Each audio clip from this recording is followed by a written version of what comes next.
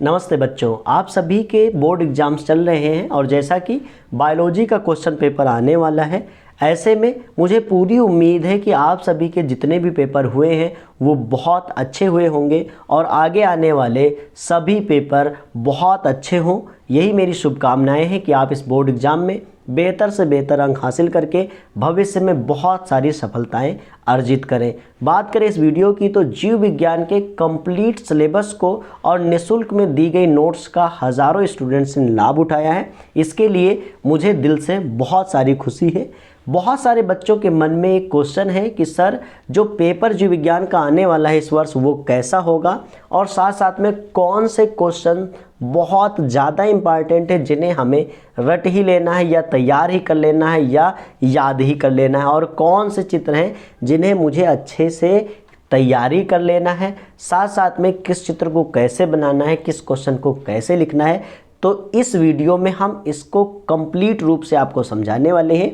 साथ साथ में इसमें हम एक गेस पेपर जो मेरे द्वारा बनाया गया है उसको पूरी तरीके से समझाते हुए सॉल्व करेंगे। तो इस वीडियो को आप स्टार्ट से लेकर के अंत तक देखिएगा, क्योंकि इसमें पूरा का पूरा 70 अंक का पेपर ही आपको मैं समझाऊंगा, जिसमें सारे डाउट्स आपके क्लियर हो जाएंगे।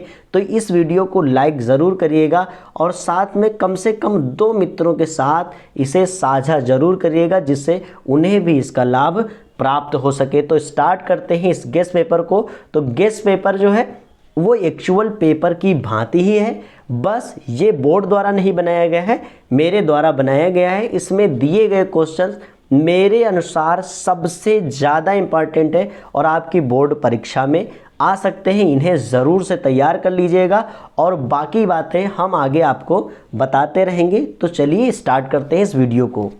तो एज इट इज़ सभी पेपर की भांति इसमें आपको नोट देखने को मिलेगा, जिसमें लिखा होगा कि 15 मिनट परीक्षार्थियों को प्रश्न पत्र पढ़ने के लिए मिलेंगे और सभी प्रश्न अनिवार्य हैं। साथ साथ में यह भी लिखा होगा कि प्रश्न के अंक उनके सम्मुख अंकित हैं। प्रश्न एक बहुविकल्पी है जिसमें कुल 4 प्रश्न हैं और प्रत्येक प्रश्न 4-4 अंक का होगा। साथ साथ में प्रश्न 2 जो है वो अति लघु उत्तरीय है, जिसमें 1-1 अंक के 5 प्रश्न हैं। प्रश्न 3 जो है वो लघु उत्तरीय है और 2-2 अंक वाला है। और प्रश्न संख्या 4, 5, 6 भी लघु उत्तरीय है, लेकिन इनके अंक 3-3 हैं। और प्रश्न संख्या 7, 8 और 9 जो है वो विस्तृत उत्तरीय प्रश्न है, तो इनके लिए प्रत्येक के लिए आपको 5 अंक मिलेंगे।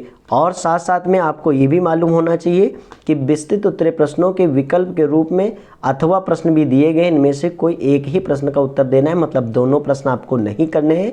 आवश्यकता अनुसार अपने उत्तर की पुष्टि जो है नामांकित रेखा चित्रों से ज़रूर करना चाहिए, क्योंकि बायोलॉजी बिना चित्र के और जीवन बिना मित्र के अधूरा सा होता है। तो कोशिश ज़रूर करिएगा कि बायोलॉजी में जो भी उत्तर लिखें, अगर उसमें चित्र पूछा जा रहा है तो चित्र ज़रूर बनाएं। अब बात कर लेते हैं प्रश्नों की और फिर इसको सॉल्व करेंगे, बताते चलेंगे कि उत्तर कैसे लिखना है, क्या क्या कैसे कंप्लीट करना है आपको। तो सबसे पहला जो प्रश्न है वह है विडाल टेस्ट किससे संबंधित है। नेक्स्ट क्वेश्चन है डीएनए को खंडों में जोड़ने में प्रयुक्त एंजाइम कौन सा है।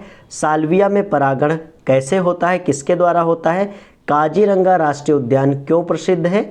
और फिर बात करते हैं प्रश्न संख्या 2 जो कि अति लघु उत्तरीय 1-1 नंबर वाले। अनिषेक जनन क्या है, एलर्जी रोग का कारण क्या है, आणविक कैंचियाँ क्या हैं, इनकी परिभाषा लिखिए। पारजीवी जंतु क्या होते हैं और सहजीवन से आप क्या समझते हैं। फिर प्रश्न संख्या 3 है जो कि लघु उत्तरीय है 2-2 अंक वाला। इसमें पहला क्वेश्चन है अपरा क्या होता है, इनसे कौन से हार्मोन स्रावित होते हैं। और खा है कि निम्नलिखित के कार्य बताइए, कार्पस ल्यूटियम और एक्रोसोम। नेक्स्ट है सहायक जनन प्रौद्योगिकी कार्यक्रम की प्राथमिक उद्देश्य बताना है। मानव में लैंगिक संबंधों द्वारा प्रेषित किन्हीं 2 रोगों के नाम और बारे में बताना है। फिर प्लाज्मिड कहाँ पाए जाते हैं, इनके क्या उपयोग हैं। फिर क्वेश्चन है कि अपूर्ण प्रभाविता और सहप्रभाविता में अंतर। ये जो प्रश्न है वो 3-3 अंक वाले प्रश्न हैं। टीकाकरण पर एक संक्षिप्त टिप्पणी लिखिए। डीएनए और आरएनए पर टिप्पणी लिखना है। संकटग्रस्त जातियां क्या हैं, इनके बारे में संक्षेप में आपको बताना है। फिर क्वेश्चन नंबर 5 हुआ है कि घरेलू उत्पाद और औद्योगिक उत्पादन में सूक्ष्म जीवों का महत्व बताना है। लैंगिक जो लिंग सहलग्न वंशागति है, मनुष्य में एक लिंग सहलग्न लक्षण की वंशागति के बारे में रेखा चित्र द्वारा प्रदर्शित करना है, यानी हीमोफीलिया या वर्णांता को लेकर के इस पे क्वेश्चन हम लोग सॉल्व करेंगे। फिर है आवृत्तबीजी पौधों में द्विनिषेचन की क्रिया का उल्लेख कीजिए। और गर्भ निरोधन क्या है, मनुष्य के लिए प्रमुख गर्भ निरोधक उपायों का उल्लेख कीजिए। नेक्स्ट क्वेश्चन है मानव स्वास्थ्य के क्षेत्र में जैव प्रौद्योगिकी की उपयोगिता के 2 उदाहरण दीजिए। परभक्षी और भक्ष्य में क्या संबंध है, उस पर लिखिए। डाउन सिंड्रोम पर टिप्पणी लिखिए। फिर है जीन चिकित्सा क्या से क्या अभिप्राय है, और SCID के उपचार कैसे किया जाता है जीन चिकित्सा द्वारा। नेक्स्ट है जैव विविधता संरक्षण हेतु किए गए राष्ट्रीय और अंतर्राष्ट्रीय प्रयासों को बताइए। वाहित मल उपचार के विभिन्न चरणों को लिखिए। फिर है निम्न पर संक्षिप्त टिप्पणी लिखिए। बहुभ्रूणता, पर्यावरणीय निकेत, बीटी फसलें, जैविक खाद और tRNA के कार्य, या निम्न में से किसी 2 को समझाना है, जो कि 2 दिए गए हैं आपको। DNA पैकेजिंग क्या है, मानव नर शुक्राणु का सचित्र वर्णन करो। और क्वेश्चन लास्ट जो है वह है निम्न पर टिप्पणी लिखिए। मानव जीनोम परियोजना और DNA फिंगरप्रिंटिंग, अथवा आप DNA अनुवांशिक पदार्थ है, इसको प्रयोग द्वारा स्पष्ट कीजिए। तो ये टोटल पेपर है और ये टोटल पेपर 70 नंबर का है। इसको आपको अब सॉल्व करना है, जिसमें हमने आपको बता दिया था कि कौन सा क्वेश्चन कितने कितने अंक का होगा। वहाँ पर आपको हर क्वेश्चन के सामने अंक लिखा मिलेगा। जैसे यहाँ 1 अंक लिखा रहेगा, ऐसे हर जगह 1-1 अंक लिखा रहेगा। तो इसको लेकर के आपको बहुत परेशान होने की ज़रूरत नहीं है, बस आपको प्रयास करना है कि आप अच्छे से प्रश्नों को सॉल्व कर पाएँ। तो चलिए अब इस प्रश्न को सॉल्व कर लेते हैं कि कैसे कॉपी में उत्तर को लिखेंगे। देखिए, तो कॉपी लिखने में आपको क्या करना है, सबसे पहले जब भी आपको पहले कॉपी मिले, आप चाहे अगर तो साइड में एरो खींच सकते हैं, लाइन खींच सकते हैं। आपके पास समय नहीं है, लाइन बिल्कुल मत खींचिए, क्योंकि लाइन का आपको 1 भी अंक नहीं मिलता है। लाइन खींचने का तात्पर्य सिर्फ कॉपी की खूबसूरती बढ़ाने के लिए, कॉपी को अट्रैक्टिव बनाने के लिए ऐसा किया जाता है कि कॉपी अट्रैक्टिव लगे। तो आप लाइन जो है वो खींच ले, बेहतर होगा। अगर नहीं खींच पा रहे हैं तो उसको लेकर के आपको परेशान नहीं होना है। और साथ साथ में जितने भी आप आंसर नंबर डालें उनको बहुत सही ढंग से डालना होता है।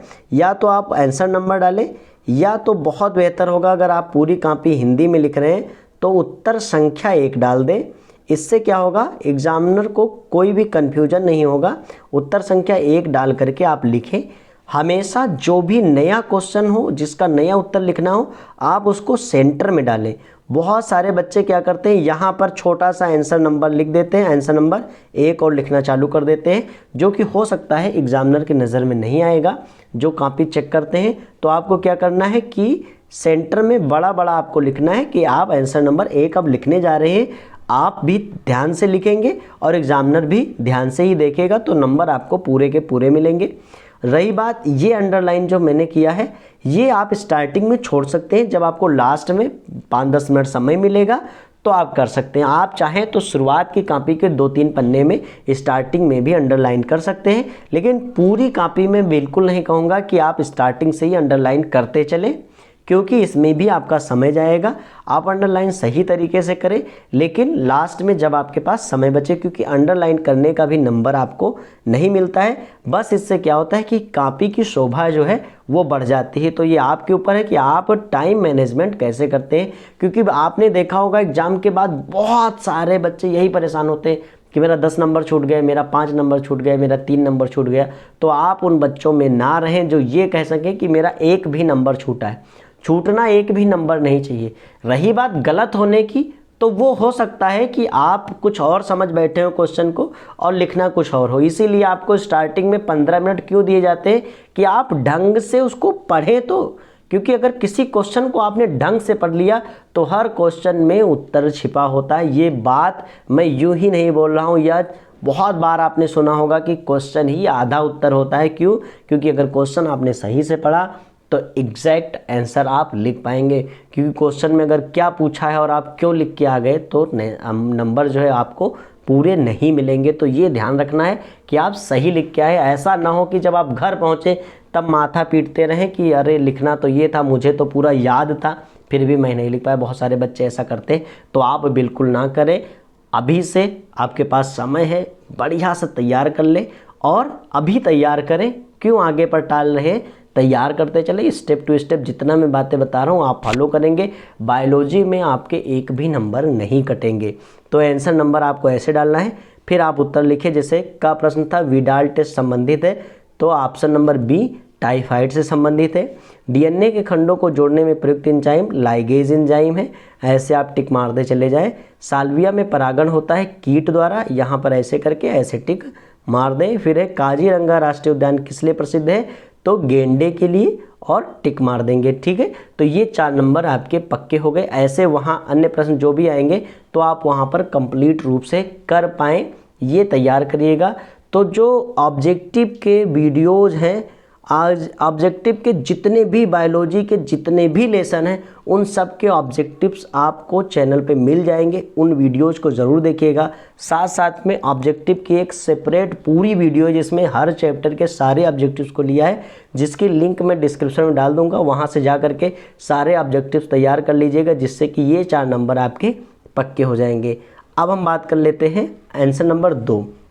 देखिए, अगर पेज वो समाप्त हो गया तो अगले पेज से लिखिए।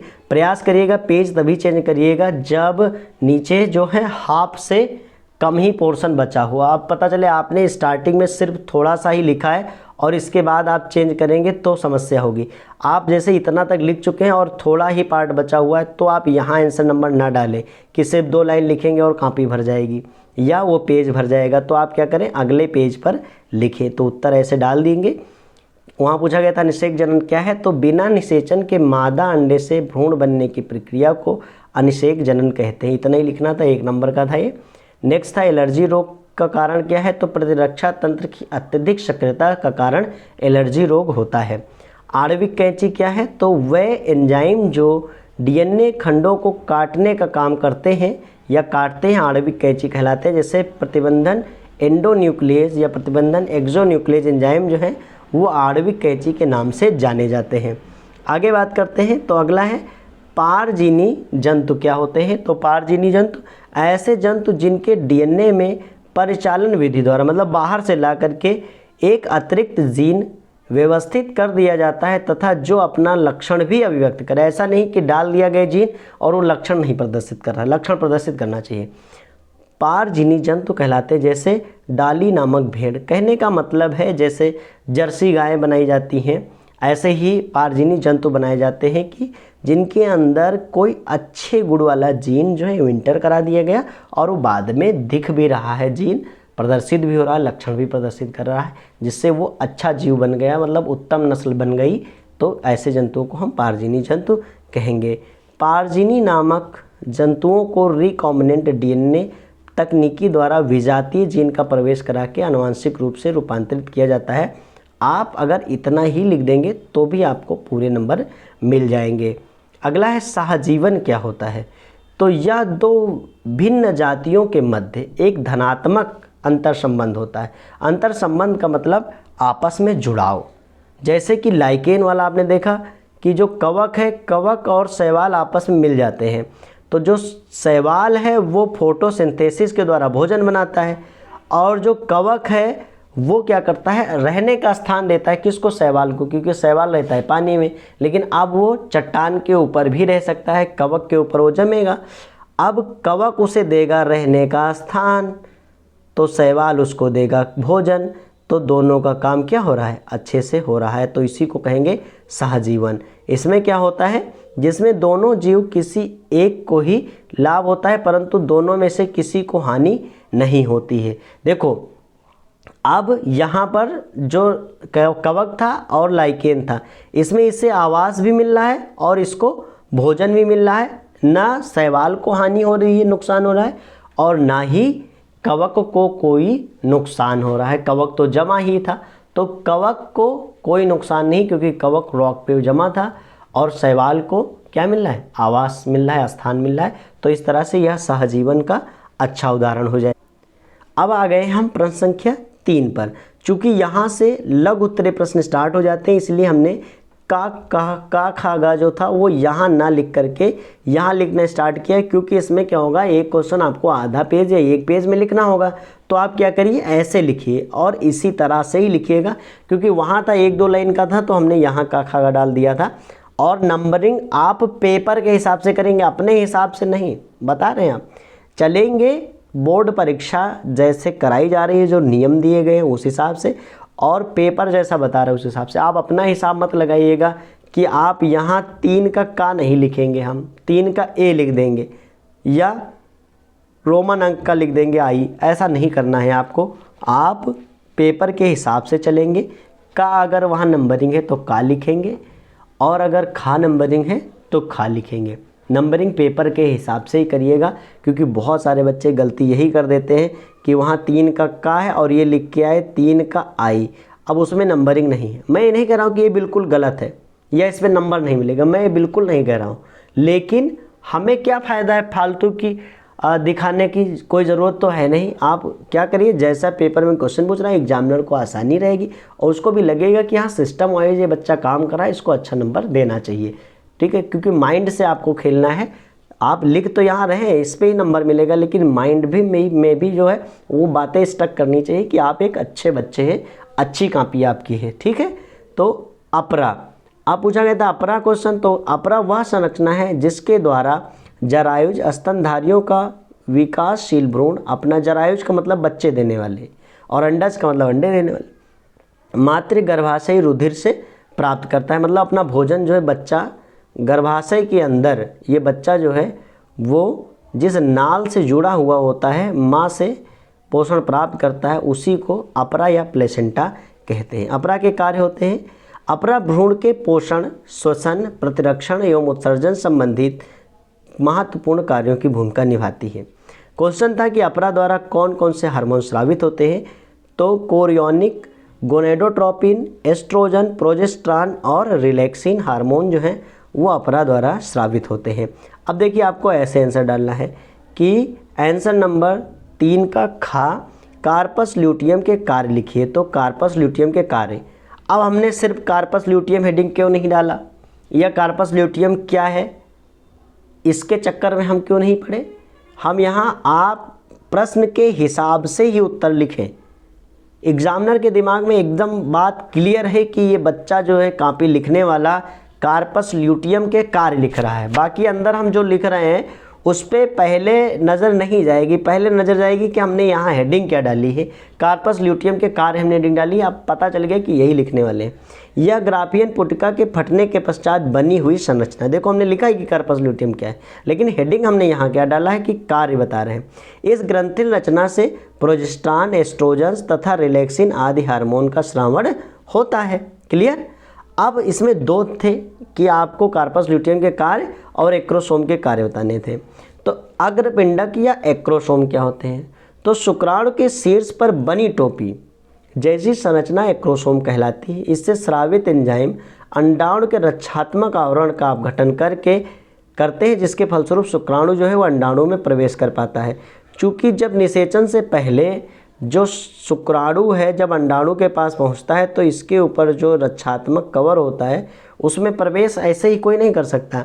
तो यहाँ जो टोपी के समान संरचना होती है उसमें जो एंजाइम होता है वो क्या करता है, इस परत को गला देता है, जिससे ये क्या करता है अपना जो डीएनए है यानी गुणसूत्र है वो अंदर ट्रांसफ़र कर पाता है, बाकी टेल वेल तो बाहर ही रह जाता है।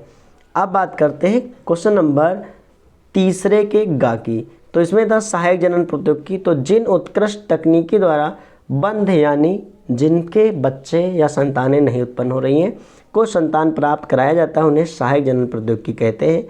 इसका मुख्य उद्देश्य है कि सहायक जनन प्रौद्योगिकी कुछ विशिष्ट युक्तियों का समूह होती है, जिसका प्राथमिक उद्देश्य निसंतान दंपतियों की कुछ विशेष युक्तियों जैसे IVF, GIFT, ICS, SI ये आप तैयार कर लीजिए, इनके बारे में हल्का सा परिचय आपको ज़रूर होना चाहिए, द्वारा कृत्रिम रूप से बच्चा पैदा करने में सहायता प्रदान की जाती है। तो ये आपको फुल नंबर मिल जाएंगे।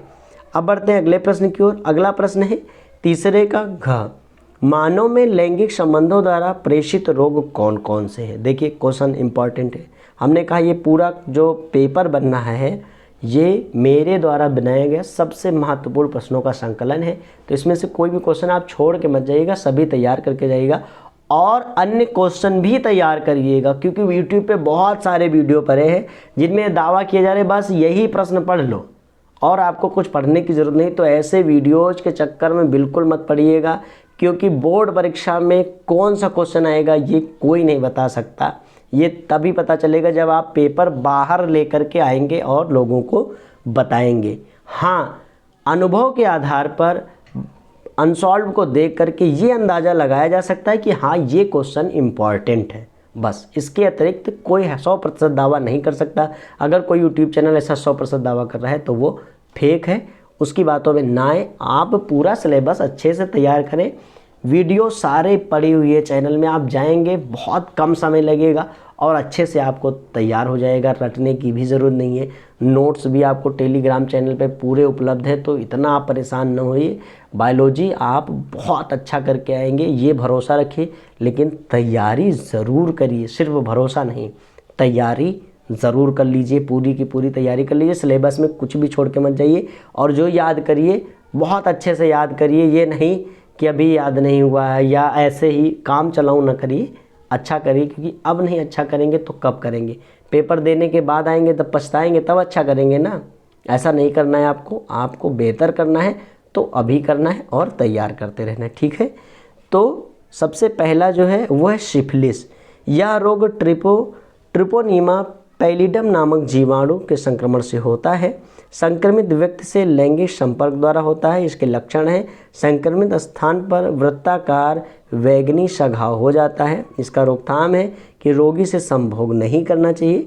उपचार में जो भी जीवाणु रोधी है, पेनिसिलिन या जीवाणु को मारने वाली एंटीबायोटिक दवा, टेट्रासाइक्लिन प्रतिजैविक औषधियों को देना चाहिए। नेक्स्ट है गोनोरिया यानी सुजाक। तो यह रोग निसेरिया गोनोरी नामक जीवाणु द्वारा होता है। संक्रमित व्यक्ति से लैंगिक संपर्क करने से यह फैलता है और स्त्रियों में इसके संक्रमण के प्रभाव नहीं होते, केवल वाहक की भांति कार्य करती है। पुरुष के शीशन पर पीले हरे रंग का श्रावण होता है, जो कि मूत्र त्याग के समय बहुत ज़्यादा जलन होती है। इसके रोकथाम के लिए जननांगों की सफाई करना चाहिए और अर्जेंटम नाइट्रिकम एवं पेनिसिलिन आदि औषधियों का इस्तेमाल करना चाहिए। अब है प्रश्न संख्या 3 का अंगा, जो है प्लाज्मिड क्या होते हैं। तो जीवाणु कोशिकाओं में अतिरिक्त गोलाब डीएनए वलय पाए जाते हैं, जिसे प्लाज्मिड कहते हैं। इस तरह से होते हैं, ऐसे, ठीक है। प्लाज्मिड प्रायः जीवाणु व ईस्ट में पाए जाते हैं। प्लाज्मिड का उपयोग डीएनए पुनर्योगज तकनीकी में संवाहक के रूप में किया जाता है, अर्थात डीएनए को रिकॉम्बिनेंट डीएनए जब बनाया जाता है पुनर्योगज डीएनए, तो उसमें ही प्लाज्मिड का इस्तेमाल किया जाता है।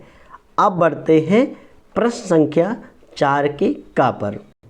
क्वेश्चन में पूछा गया था कि अपूर्ण प्रभाविता और सप्रभाविता में अंतर बताइए। तो अपूर्ण प्रभाविता में आप लिखेंगे कि इसमें F1 संकर जीवों का लक्षण प्रारूप दोनों समयुग्मजी जनकों से नहीं मिलता है, अपितु दोनों के मध्य का होता है। एग्जाम्पल समझा देते हैं। जैसे अगर गुलाबांस के फूलों को रंग की वंशागति में अगर हम एक तरफ लाल फूल लेते हैं, दूसरी तरफ सफ़ेद, और जब इसका संकरण कराया जाता है तो जो F1 पीढ़ी होती है, ना उसमें लाल होता है ना ही उसमें सफ़ेद होता है। क्या हो जाता है? गुलाबी हो जाता है, ठीक है। क्या हो जाता है?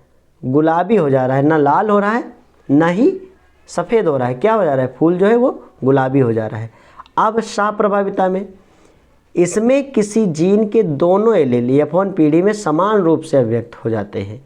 मतलब अगर ऐसा करा दे कि लाल और सफ़ेद फूल करा दे और अगला फूल जो बने उसमें लाल चकत्ता भी पड़ा हो और सफ़ेद चकत्ता भी पड़ा हो, ठीक है, तो ये क्या हो जाएगा? सप्रभाविता होगा। इसका एग्जाम्पल देखिए, मवेशियों में देखने को मिलता है।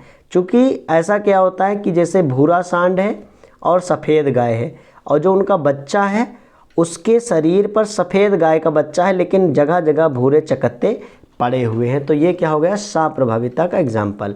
आप ये जो चार्ट है ये ज़रूर बनाइए, इस चार्ट को आप अच्छे से तैयार कर लीजिए, और ये पूरी नोट्स जो हमें PDF है, ये पूरी नोट्स जो है वो आपको टेलीग्राम चैनल पर मिल जाएगी, और इस वीडियो के नीचे हम डिस्क्रिप्शन बॉक्स में भी इसका लिंक दे देंगे, तो वहाँ से भी आप पढ़ लीजिए, क्योंकि आपका पेपर सबसे अच्छा हो, इससे ज़्यादा मुझे और कुछ नहीं चाहिए। तो ये आप उम्मीद जो मेरी है उसको आप बरकरार रखिएगा और अच्छा करके ही आइएगा। फिर आके किसी भी वीडियो के कमेंट में बताइएगा कि हाँ सर जी, हमने बायोलॉजी का पेपर सबसे बेहतर किया है और हम लोग लाइव सेशन में जुड़ करके फिर बातें करेंगे। अब आते हैं अगले क्वेश्चन पर। अगला क्वेश्चन है क्वेश्चन नंबर 4 का खा कि टीकाकरण क्या है। तो शरीर में रोग कारकों का कृत्रिम रूप से प्रवेश कराना टीकाकरण कहलाता है। अर्थात जो रोग कारक हैं या रोगजनक हैं उनको उनके द्वारा आक्रमण करने से पहले मृत रूप में या किसी भी रूप में उनको शरीर में पहले से ही इंजेक्ट कर लेना, जिससे उनके खिलाफ हमारे शरीर में प्रतिरक्षा बन जाए और जब वो खुद अटैक करें तो हमारा शरीर उनसे लड़ पाए। यही होता है टीकाकरण। अर्थात मृत, निष्क्रिय, सूक्ष्म रोगाणु या उनके उत्पादों से निर्मित पदार्थ जिन्हें टीका कहते हैं को शरीर में प्रवेश कराने की क्रिया टीकाकरण कहलाती है। टीकाकरण विभिन्न प्रकार के रोगों जैसे पोलियो, डिप्थीरिया, काली खांसी, टिटेनस और चेचक के रोगाणुओं के विरुद्ध सक्रिय उपार्जित प्रतिरक्षा को प्रेरित करने का संभव उपाय है। अभी तो आप जानते ही हैं टीकाकरण कितना चला वैक्सीनेशन को लेकर के, तो ये बहुत अच्छे से आप कर लीजिएगा। टीकाकरण का सिद्धांत प्रतिरक्षा तंत्र के स्मृति गुण पर आधारित होता है। टीके के प्रकार, तो टीके जो हैं वो निम्न प्रकार के होते हैं। सबसे पहले अविषाभ एवं अविष टीका। इस प्रकार के टीके अल्प समय के लिए निष्क्रिय प्रतिरक्षा तंत्र प्राप्त कराते हैं, जैसे डिप्थीरिया एवं टिटनस के टीके। जीवित या दुर्लभ वैक्सीन, इसमें क्या होता है, ये दीर्घ समय तक प्रतिरक्षा प्रदान करते हैं। इसके अंतर्गत बीसीजी, चेचक, गलसुआ आदि के टीके तैयार किए जाते हैं। मृत या अक्रिय वैक्सीन, तो इसके अंतर्गत साक, पोलियो वैक्सीन, रेबीज वैक्सीन आदि तैयार किए जाते हैं। मिश्रित वैक्सीन, तो इसमें कई प्रकार के टीकों को मिला दिया जाता है, जैसे डीपीटी, एमएमआर। ठीक है, अब बात करते हैं अगले प्रश्न की। अगला प्रश्न है कि डीएनए और आरएनए में अंतर बताइए। तो अंतर लिखिए कि इसमें डीऑक्सीराइबोस शर्करा होती है, इसमें राइबोस शर्करा होती है, इसमें थाइमिन होता है, इसमें थाइमिन के स्थान पर यूरेसिल होता है। इस पर मिलियंस में न्यूक्लियोटाइड्स पाए जाते हैं, इसमें 70 से लेकर के 12,000 न्यूक्लियोटाइड पाए जाते हैं। यह द्विगुणन द्वारा नए डीएनए अणु बनाता है, इसमें प्रायः ऐसा नहीं होता है। डीएनए में उत्परिवर्तन निम्न गति से होता है, कई वर्ष लग जाते हैं, लेकिन आरएनए में बहुत जल्दी परिवर्तन हो जाता है, म्यूटेशन हो जाता है। इसीलिए क्या करते हैं, अपने आप को बदलते रहते हैं। यह प्रायः आनुवांशिक पदार्थ होता है, लेकिन यह केवल कुछ विषाणुओं में ही आनुवांशिक पदार्थ है। बाकी में आरएनए जो है वो प्रोटीन सिंथेसिस में हेल्प करता है। अब आगे बात करते हैं चौथा का घ, संकटग्रस्त जातियाँ क्या हैं। तो वह वन्य जीव जातियाँ जिनका अस्तित्व पृथ्वी पर मानव द्वारा इनके आवास स्थानों एवं स्वयं इनके सदस्यों के व्यापक विनाश के कारण लगभग अनिश्चित है, मतलब कब खत्म हो जाए कोई पता नहीं, संकटग्रस्त जातियाँ कहलाती हैं। IUCN के रेड डाटा बुक में इन्हें निम्नलिखित श्रेणियों में बांटा गया है। सबसे पहला है विकट संकटापन्न जातियाँ, तो इसके अंतर्गत आने वाली जातियाँ विलुप्तता के कगार पर हैं, गायब ही होने वाली हैं, जैसे सस साल्वेनियस। संकटग्रस्त जातियाँ, तो इस श्रेणी में उन जातियों को रखा गया है जिनकी संख्या बहुत तेज़ी से घट रही है, जैसे बब्बर शेर और गरुड़। शुभेद्य जातियाँ, इस श्रेणी में उन जातियों को रखा गया है जिनकी संख्या अभी तो सही है लेकिन भविष्य में क्या हो जाएंगी, कम हो जाएंगी, संकटग्रस्त श्रेणी में आ जाएंगी, जैसे हिमालयन कस्तूरी हिरण, हिमालयन छछूंदर आदि। दुर्लभ जातियाँ, इस श्रेणी में उन जातियों को रखा गया जिनकी संख्या संसार में पहले से ही कम है, जैसे हाथी, जंगली भैंसा आदि। विलुप्त जातियाँ, इस श्रेणी में उन जातियों को रखा गया जिनका अस्तित्व समाप्त हो चुका है, मानव ने उनको ख़त्म ही कर दिया, जैसे डोडो और हिमालयन क्वेल। संकट मुक्त जातियाँ, वह जो पहले संकटग्रस्त थी लेकिन उन्हें संरक्षण प्राप्त हो गया और संकट मुक्त हो गई। आंकड़े उपलब्ध नहीं, जिनकी जातियों का आंकड़ा उपलब्ध नहीं उन्हें आंकड़ा उपलब्ध नहीं जातियाँ, तो ये ज़रूर याद कर लीजिए, इसको लिखिए। अब अगला क्वेश्चन था 5वां का। अब इन प्रश्नों के नंबर अधिक है तो लिखना भी आपको ज़्यादा है। इसमें पूछा गया था घरेलू उत्पाद और औद्योगिक उत्पाद में सूक्ष्म जीवों के जो भी उपयोग हैं उनको आपको लिखना है। तो घरेलू उत्पादों में सूक्ष्म जीव, घरेलू उत्पादों के रूप में हम प्रतिदिन सूक्ष्म जीवों अथवा उनसे व्युत्पन्न पदार्थों का उपयोग करते हैं। इसका सामान्य उदाहरण दूध से दही का उत्पादन है। दूध जिसमें लैक्टोबैसिलस जीवाणु उसको दही में बदल देता है। दूध में लैक्टोज शर्करा होती है और दही में वो बदलकर लैक्टिक एसिड बन जाती है, इसीलिए दूध मीठा और दही खट्टी होती है।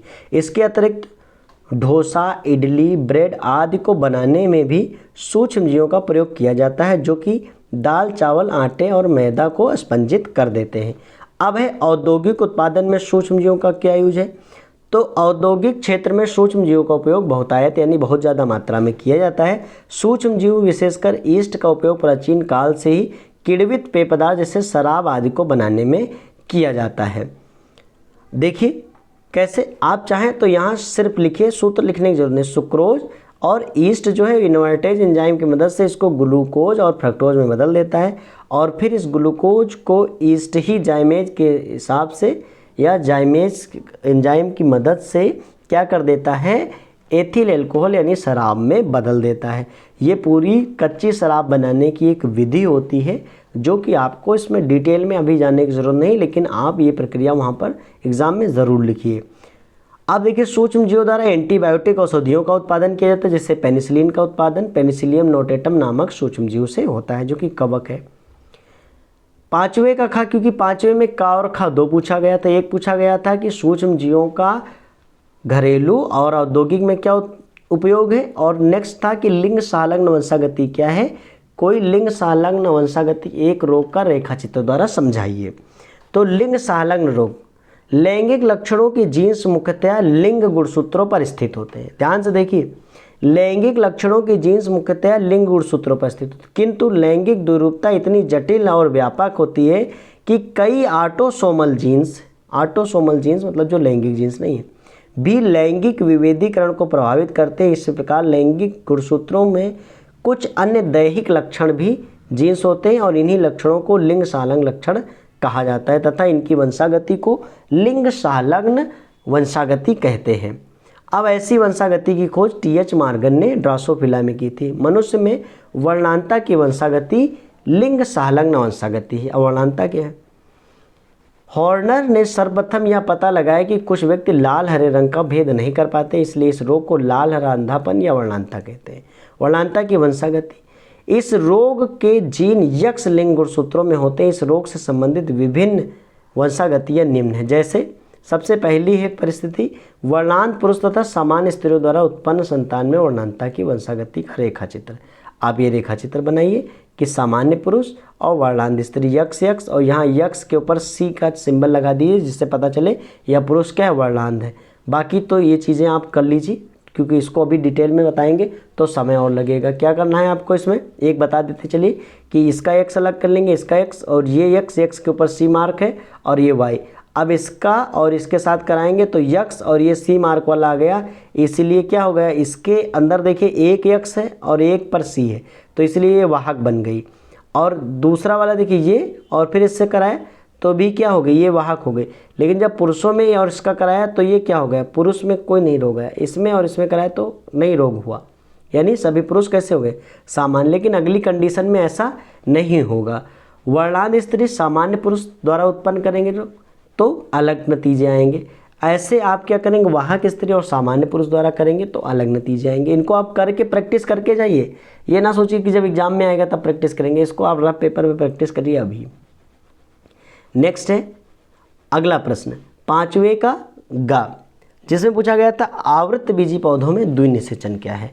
तो नर एवं मादा युग्मकों के संयुग्मन की क्रिया निषेचन कहलाती है। आवृत्त बीजी पादपों में जब परागण स्त्री केसर के भीतर गिरता है तब पराग स्त्री केसर परस्पर क्रिया के उपरांत योग्य परागकण का अंकुरण होता है। सभी परागकण नहीं जमते।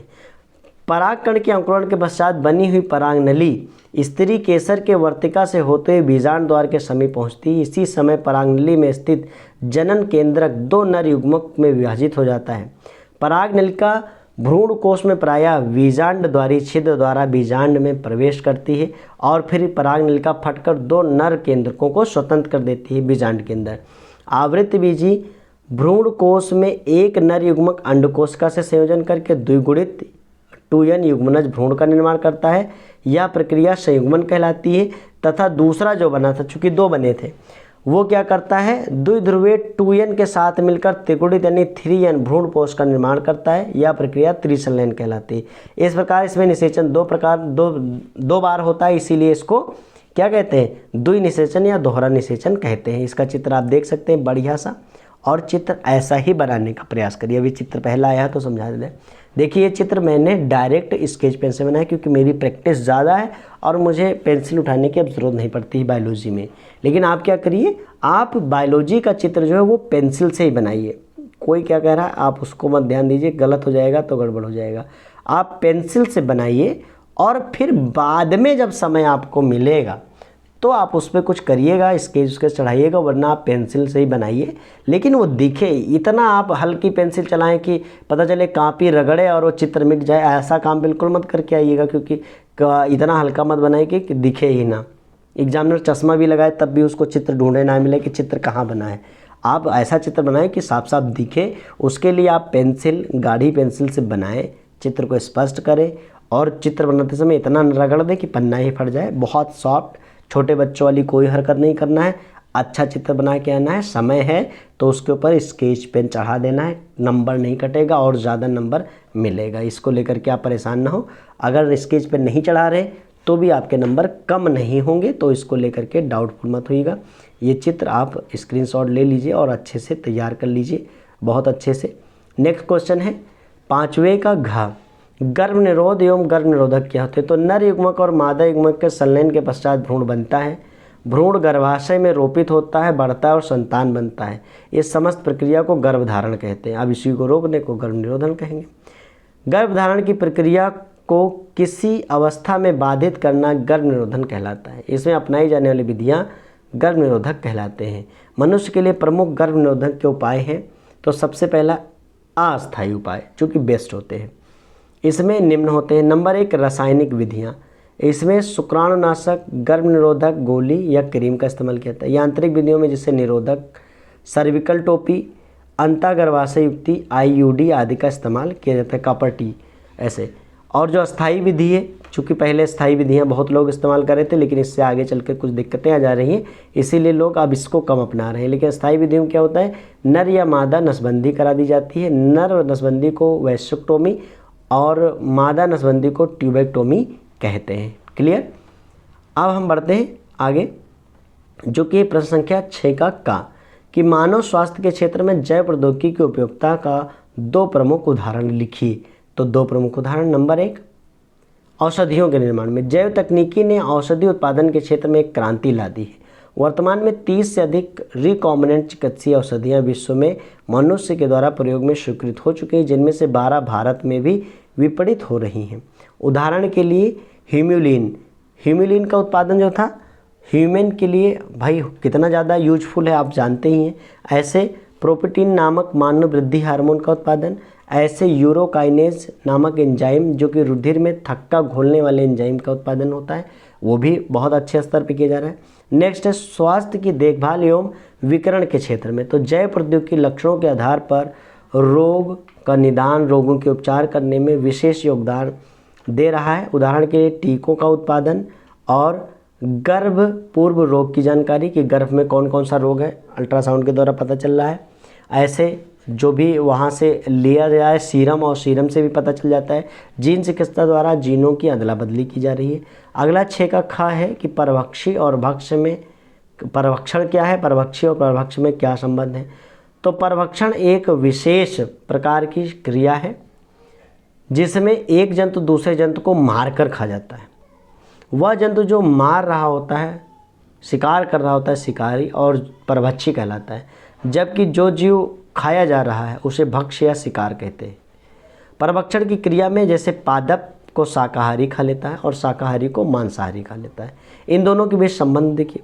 परभक्षी की संख्या भक्ष्य से कम होती है, मतलब जैसे हिरण की संख्या ज़्यादा होगी लेकिन शेरों की संख्या कम होगी, इसीलिए परभक्षी की संख्या भक्ष्य से कम होती है, क्योंकि अगर ये ज़्यादा हो जाएंगे तो ये तुरंत गायब हो जाएंगे। ठीक है। परभक्षी भक्ष्य को खाकर उसकी जनसंख्या को प्रभावित करते हैं, परंतु यदि परभक्षी एक ही प्रकार के शिकार को खाता रहे अर्थात एकहारी हो तो एक ऐसा समय आएगा कि वो ख़त्म हो जाए। शेर कसम खा ले कि अब हम हिरण के अलावा कुछ नहीं खाएंगे तो क्या होगा हिरण का, आप सोचें। तो यही बात कही जा रही है, जिस कारण परभक्षी मरने लगते हैं और जब खाने लगता है तो इसलिए एक बार फिर भक्ष्य की संख्या में वृद्धि होती है। अतः परभक्षी में यह विवेक होना चाहिए कि वह भक्ष्य की आवश्यकता से अधिक दोहन न करे। इस प्रकार के अंतर संबंधों से जो परितंत्र है उसका संतुलन बन रहता है। लगातार बोलने की वजह से कुछ आवाज़ में परिवर्तन हो रहा है, कोई बात नहीं, हम प्रयास करेंगे कि इस वीडियो को कंप्लीट ज़रूर करें। ठीक है। तो देखिए इसमें ये बात हो गई कि अगर जो शेर है वो एक हारी नहीं होना चाहिए कि केवल हम हिरन खाएंगे, क्योंकि खाते खाते क्या करेगा, सारे हिरन ख़त्म हो जाएंगे। जब सारे हिरन ख़त्म होने लगेंगे तब हिरन मिलेंगे नहीं ढूंढे, 2-4 बचेंगे तो छिप जाएंगे, तो ये शेर क्या हो जाएगा, मर जाएगा, जिससे पर्यावरण में असंतुलन हो जाएगा और फिर ये बढ़ करके फिर ज़्यादा संख्या में जाएंगे। इसलिए इसको विवेक वाला होना चाहिए, जाने कि क्या खाना है क्या नहीं खाना है। खरगोश मिला है तो खरगोश खा लो, और हिरन मिला है तो हिरन खा लो, नहीं मिला तो आज नहीं खाओ कल खाओ, ठीक है। तो ऐसा उसको संतुलन बनाए रखना चाहिए जिससे दोनों की संख्या प्रॉपर मेंटेन रहे, पारितंत्र संतुलित रूप से चला रहे।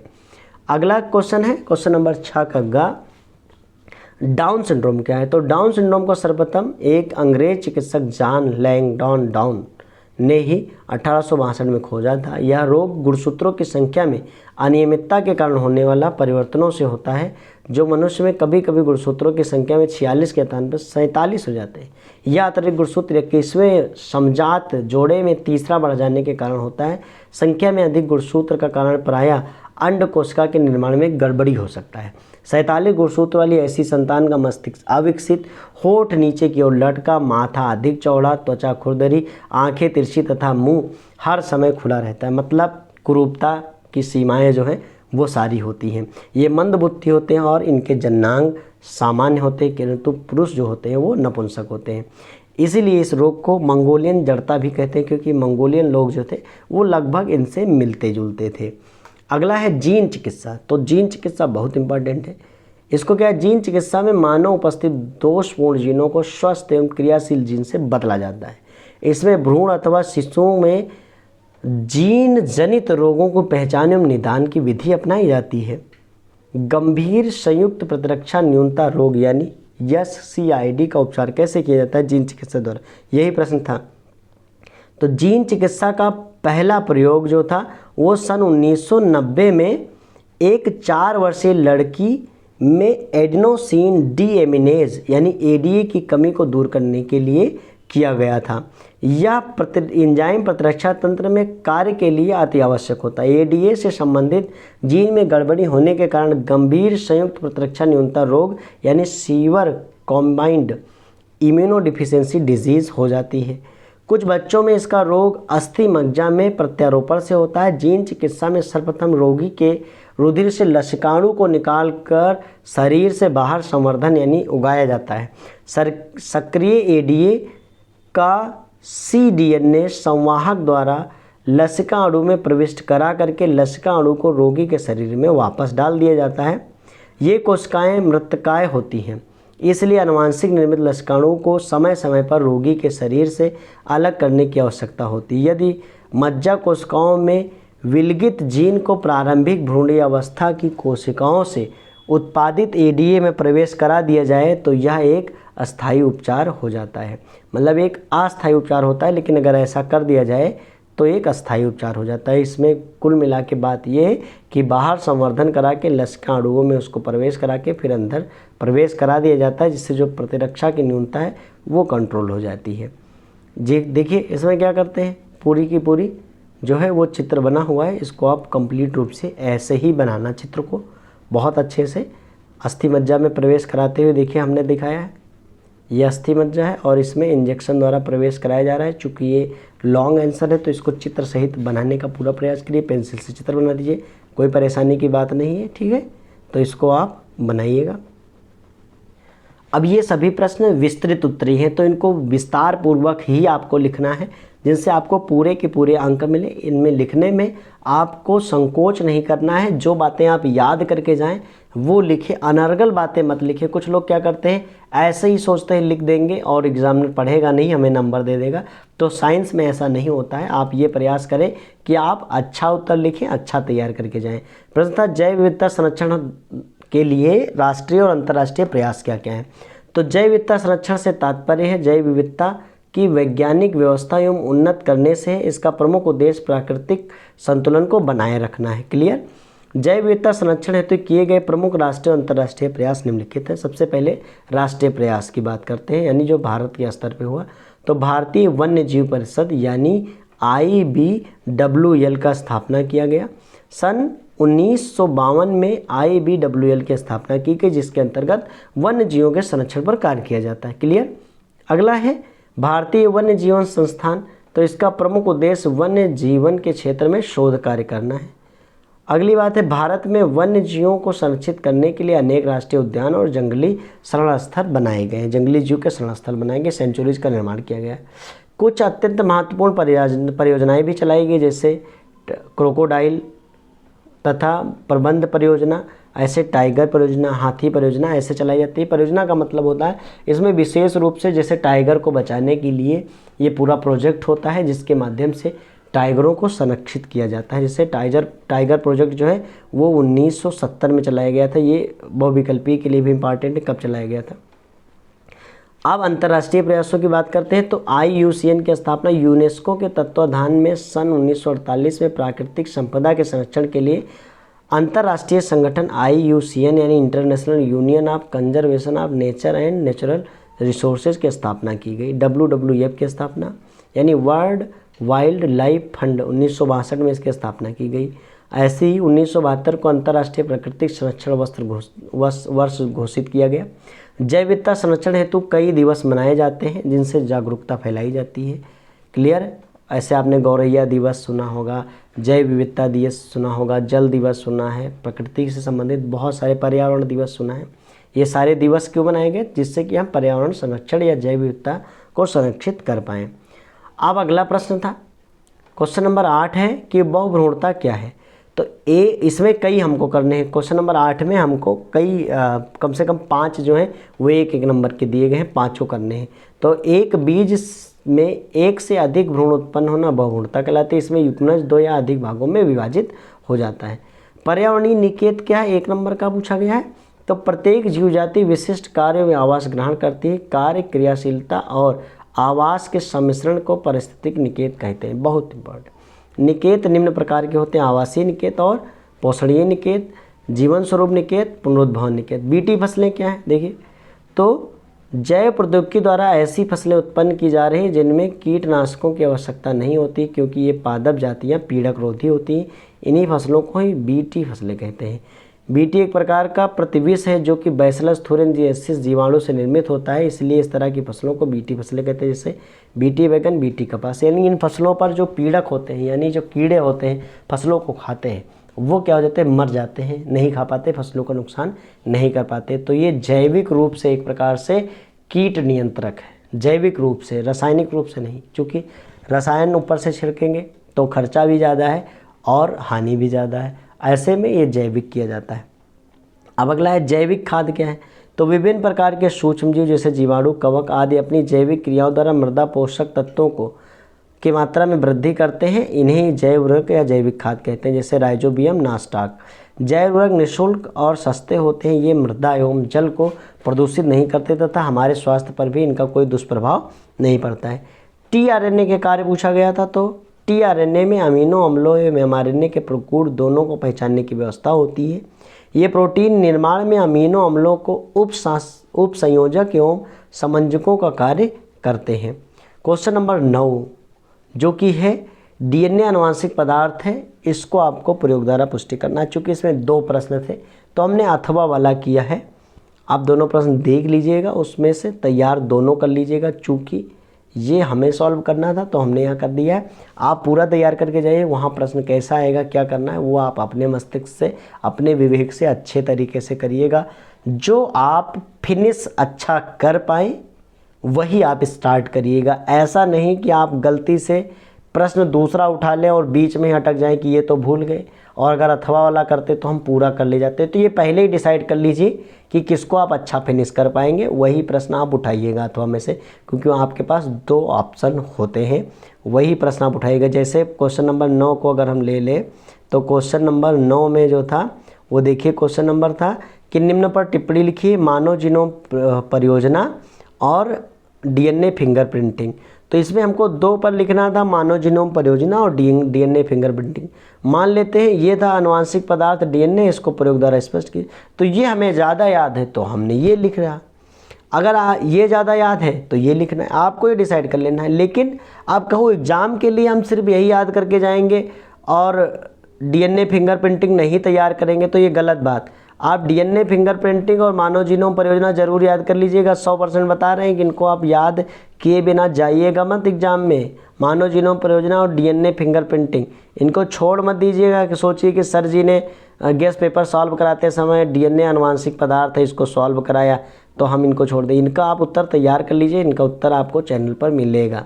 ठीक है, यहाँ हम इसका उत्तर लिखने जा रहे हैं, इसका मतलब ये नहीं कि इनका उत्तर आप याद न करें, इनका भी उत्तर याद कर लीजिए और ऐसे ही इनका भी उत्तर याद कर लीजिए। डीएनए पैकेजिंग क्या है, मानव नर शुक्राणु का सचित्र वर्णन, ये ज़रूर तैयार कर लीजिए, इनको भी तैयार कर लीजिए। जैसे कि हमने यहाँ पर क्या सॉल्व कराया था, यही सॉल्व कराया था, बहुगुणता, पर्यावरणीय निकेत, बीटी फिसले, जैविक खत और टीआरएनए के कार्य। ठीक है, अब यहाँ पे आप एक चीज़ देखिए, जैसे हमने क्वेश्चन कराया था जैव विविधता संरक्षण हेतु किए गए राष्ट्रीय और अंतर्राष्ट्रीय प्रयास, हमने ये नहीं कराया वाहित मल उपचार, तो अब इसका मतलब ये नहीं कि इसको नहीं तैयार करना है, तैयार करना है। ये सब प्रश्न बहुत ज़्यादा, हमने कहा कि जो गेस्ट पेपर है ये बहुत समय लगा इसको बनाने में और बहुत सोच समझ के मैंने बनाया है, तो इसका कोई भी क्वेश्चन आप छोड़ करके मत जाइएगा। अगर ये वीडियो आप अभी तक देख रहे हैं तो यकीन मानिए तैयार बायोलॉजी का सिलेबस पूरा कर लीजिए।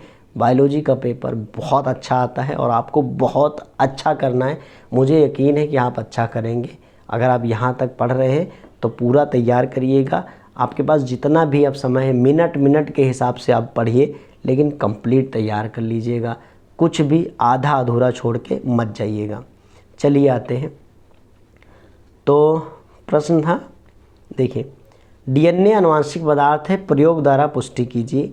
तो कोशिका के केंद्रक में गुणसूत्र की खोज के बाद यह माना जाने लगा कि आनुवांशिक पदार्थ गुणसूत्र पर स्थित होता है। गुणसूत्र न्यूक्लियोप्रोटीन के बने होते हैं जिसमें 40% न्यूक्लिक अम्ल और 60% प्रोटीन होते हैं। इस आधार पर वैज्ञानिकों ने यह अंदाज़ा लगाया कि प्रोटीन ही क्या होता है, आनुवांशिक पदार्थ होता है। स्टार्टिंग में तो सोचा कि प्रोटीन या न्यूक्लिक अम्ल में से कोई होगा। कुछ समय बाद वैज्ञानिक प्रोटीन को आनुवांशिक पदार्थ मानने लगे, क्योंकि प्रोटीन में स्व-द्विगुणन की क्षमता नहीं होती, कि चूँकि डीएनए देखिए खुद को बना लेता है। तो पहले तो डीएनए जानते नहीं थे, आज हम लोग जानते हैं। क्यों जानते हैं? क्योंकि इन वैज्ञानिकों ने बहुत सारा काम कर रखा है, वैज्ञानिकों ने इतना काम कर रखा है, तब आप जानते हैं डीएनए, वरना कोई सोच नहीं सकता कि डीएनए क्या था। तो स्टार्टिंग में क्या जानते थे कि प्रोटीन होगा, लेकिन प्रोटीन में स्व-द्विगुणन की क्षमता नहीं थी, अतः यह आनुवांशिक पदार्थ नहीं होगा। फिर वैज्ञानिकों ने विविध प्रयोग किए और जिससे यह पता चला कि आनुवांशिक पदार्थ जो है प्रोटीन ना होकर के न्यूक्लिक अम्ल होता है, और जो कि दो प्रकार का होता है, डीएनए और आरएनए। अब पता चला डीएनए है कि आरएनए, तो कुछ वायरसों को छोड़ करके अन्य सभी जीवों में डीएनए ही आनुवांशिक पदार्थ होता है। डीएनए को आनुवांशिक पदार्थ प्रमाणित करने के लिए वैज्ञानिकों ने कुछ प्रयोग किए जो कि निम्नलिखित हैं। अब सबसे पहला प्रयोग देखिए, ग्रिफिथ का बैक्टीरिया रूपांतरण प्रयोग। इसको हमने इसीलिए चूज किया कि यह थोड़ा लॉन्ग है, इसको अच्छे से समझा दे। तो ग्रिफिथ ने सन 1920 में प्रमाणित किया कि डीएनए न्यूक्लिक अम्ल पदार्थ। उन्होंने निमोनिया रोग के बैक्टीरिया डिप्लोकोकस न्यूमोनी के 2 विभेदों का पता लगाया, जिसमें उग्र विभेद इस स्ट्रेन के बैक्टीरिया चूहे में निमोनिया उत्पन्न कर रहे थे, अनुग्र ये उत्पन्न नहीं कर रहे थे। फिर इन्होंने क्या किया, यस स्ट्रेन जो कि था उग्र वाला और आर स्ट्रेन जो कि अनुग्र था, तो यस स्ट्रेन को चूहे में प्रवेश कराया, चूहा मर गया। आर स्ट्रेन को चूहे में प्रवेश कराया, चूहा जीवित रहा। क्लियर। ग्रिफिथ ने यस स्ट्रेन के जीवाणुओं को गर्म किया जिससे वह मर गए, चूँकि यही रोग उत्पन्न कर रहे थे यस स्ट्रेन वाले। अब यस स्ट्रेन को जब चूहे में प्रवेश किया तो चूहा जिंदा रहा, परंतु जब मृत यस स्ट्रेन जीवाणु एवं आर स्ट्रेन जीवाणुओं के मिश्रण को चूहे में प्रवेश कराया गया तो चूहा मर गया। देखिए अब क्या हुआ, यस स्ट्रेन को खूब ज़्यादा गर्म किया गया जिसके कारण हुआ उसका बैक्टीरिया मर गया। अब चूहे में जब डाला गया तो चूहा जीवित रहा, लेकिन यस स्ट्रेन जो था मृत और आर स्ट्रेन जीवित दोनों मिला के डाला गया तो चूहा मर गया। इससे क्या नतीजा निकला, इससे ग्रिफिथ ने यह निष्कर्ष निकाला कि मृत यस स्ट्रेन बैक्टीरिया में सजीव आर स्ट्रेन बैक्टीरिया में कोई ऐसा पदार्थ एक दूसरे में ट्रांसफ़र हो गया जिससे आर स्ट्रेन बैक्टीरिया भी यस स्ट्रेन बैक्टीरिया में रूपांतरित हो गया। मतलब कोई ऐसी चीज़ थी जो इससे इसमें चली गई कि ये भी क्या हो गया, उग्र हो गया और इसने भी निमोनिया फैला दिया। अब है एवरी मैक्लियार्ड तथा मैकार्टी का प्रयोग। तो सन 1944 में इन 3 वैज्ञानिकों ने रूपांतरण की जैव रासायनिक विवेचना हेतु एक प्रयोग किया। उन्होंने मृत यस प्रकार के जीवाणुओं से प्राप्त जैव रसायनों को 3 घटकों में विभाजित कर दिया, जो मृत यस प्रकार के थे जिनको गर्म करके मारा गया था। डीएनए, कार्बोहाइड्रेट और प्रोटीन। अब इसी से पता चलेगा क्या होगा। तो डीएनए वाले भाग को पुनः 2 भागों में विभक्त कर दिया। एक भाग था डीऑक्सीराइबोन्यूक्लियेज तथा दूसरे भाग को नाम दिया राइबोन्यूक्लियेज एंजाइम डाल दिया। अब ये एंजाइम डीएनए तथा आरएनए को पृथक करते हैं। इन चारों तत्वों को यानी कार्बोहाइड्रेट यस प्रकार, प्रोटीन यस प्रकार, डीएनए यस प्रकार तथा डीएनए यस प्रकार को अलग अलग कक्ष में डाला, जिनमें से 8 प्रकार के जीवाणु थे। प्रयोग में कुछ समय पश्चात उन्होंने यह निष्कर्ष निकाला कि यस प्रकार की उग्रता के विशेषक डीएनए पर उपस्थित होते हैं, यानी डीएनए ट्रांसफ़र कर पाया। अब जैसे 4 भागों में बांट दिया कार्बोहाइड्रेट, अब जो उसका लक्षण था ना कार्बोहाइड्रेट में गया ना प्रोटीन में गया, किस में गया? डीएनए में गया, जिससे पता चल गया कि डीएनए था। इस प्रकार उन्होंने यह सिद्ध किया कि डीएनए ही वह रासायनिक पदार्थ है जो वंशागत होता है, अर्थात डीएनए ही आनुवांशिक पदार्थ है। इसके लिए देखिए क्या किया इन्होंने। ताप से मृत यस स्ट्रेन, डीएनए, प्रोटीन और आरएनए, फिर आरएनए स्ट्रेन साथ में मिलाया और डाला, तो देखा रूपांतरण हुआ। ताप से मृत ये सब करते हुए फिर अंततः उनको पता चल गया, देखो यहाँ पर डीएनए नहीं है, देखा ध्यान से, यहाँ डीएनए नहीं है, जबकि इसमें भी डीएनए है और इसमें भी डीएनए है, तो दोनों में ट्रांसफ़र हुआ। तो इसी से इनको पता चल गया। अब लास्ट में मेन प्रयोग किया था हर्शे एवं चेज ने ट्रांसफ़र का, तो transduction experiment of Hershey and chase का। तो हर्शे एवं चेज ने सन 1950 में एस्केरिया कोलाई, एस्चेरेसिया बोलते हैं इसको, में जीवाणु भोजी यानी बैक्टीरियोफेज के अंतरण को सिद्ध किया कि डीएनए ही आनुवंशिक पदार्थ है। इसके लिए इन्होंने क्या किया, उन्होंने 2 प्रकार के फेज कण विकसित किए। एक प्रकार के फेज रेडियो एक्टिव गंधक वाले बैक्टीरिया में विकसित किया और दूसरे प्रकार के फेज रेडियो एक्टिव फास्फोरस वाले बैक्टीरिया में वर्धित किया। फिर सामान्य बैक्टीरिया को दोनों प्रकार के रेडियो एक्टिव फेज से अलग अलग संक्रमित कराया, चूँकि जो बैक्टीरियोफेज होते हैं वो वायरस होते हैं और किसको संक्रमित करते हैं? बैक्टीरिया को। तो कुछ समय पश्चात वायरिंग ब्लेंडर में इस निलंबन को मत करके प्रोटीन के खोल को अलग कर दिया, बचा के डीएनए। परीक्षण करने पर पता चला कि रेडियो एक्टिव फास्फोरस माध्यम में वृद्धि करने वाले फेज कणों में अपना 85% रेडियो एक्टिव फास्फोरस बैक्टीरियल कोशिकाओं में पारगत कर दिया है, किंतु रेडियो एक्टिव सल्फर माध्यम में वृद्धि करने वाले फेज कणों द्वारा गंधक बैक्टीरियल में कोशिकाओं का पारगत नहीं हुआ है। देखिए ये चित्र जरूर बनाइए, अगर ये क्वेश्चन करिए तो चित्र जरूर बनाइए। क्लियर? अब देखिए इसी से इन्होंने निष्कर्ष निकाला, चूँकि रेडियो एक्टिव गंधक के माध्यम में वृद्धि करने वाले फेज में प्रोटीन खोल में केवल अमीनो अम्ल यानी प्रोटीन होते हैं, जबकि रेडियो एक्टिव फास्फोरस माध्यम वाले में डीएनए रेडियो एक्टिव था। पूर्णतः सिद्ध हो गया कि डीएनए ही आनुवंशिक पदार्थ है। और इसीलिए आज जब भी क्वेश्चन पूछा जाता है आनुवंशिक पदार्थ डीएनए हम लोग बोल देते हैं, क्योंकि वैज्ञानिकों ने इतना सारा कार्य किया है। तो आई होप ये पूरा का पूरा गेस्ट पेपर आपको समझ में आया है। अब बात करते हैं महत्वपूर्ण प्रश्न कौन कौन से हैं।